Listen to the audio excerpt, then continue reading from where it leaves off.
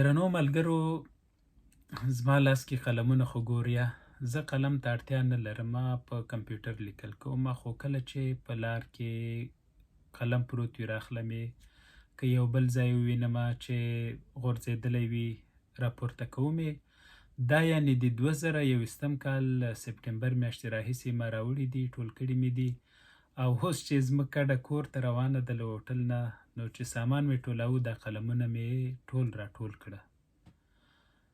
دا چې زه دا قلمونه ولې ټولومه، یوه لویه وجه خو یې قلم ته درناوی ده چې بې ځایه باید پروت نه وي، خو هر څوک قلم ته درناوی لري. اما یو بله وجه یې دا ده چې کله زه په ښوونځي کې وم، باور وکړئ ما د قلم اخیستلو وس نه درلوده. لیکل به ما په پنسل کول چې هم ډېر وخت کېږي، او هم که کتابچه کې په پنسل لیکل وکړم بیرته به هغه لیکل لنډ کړمه او بیا به دوه ځلي په همغه مخکې لیکل وکړم.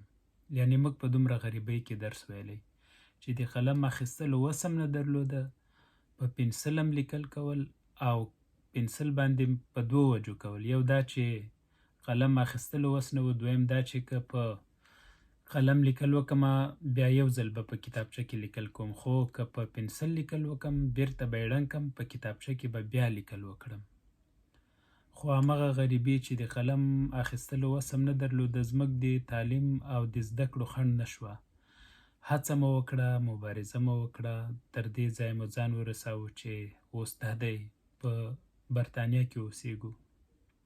زه په دې څه نه وایم چې برطانیه کې ژوند ښه دی که بد دی، خو زما او ستا په وطن کې ډېر خلک برطانیه ته د تلو هیله لري. او زه چې نن راغلی یم، چا خبره که 500 افغانۍ رانه تللي وي، هوایي ډګر ته تللی یم، نور د کورنۍ سره راغلم. د 2021 کال په اګست 24 راورسېدم. یو 20 ورځې انټرکانټیننټل هوټل کې وم، او اوس هم دلته یو 5 ستوریز هوټل کې اوسېږو او ترې روان یو. یو د قلم یو خو د قلم ټولولو کیسه سو چې ما درته وکړه چې ولې زه ټولوم. دویم دا ده چې زه کله یوه پنسي هم پیدا کړم، د برطانیه پنسي، همغه هم راخلم. همغه کیسه په بل ویډیو کې درته کوم.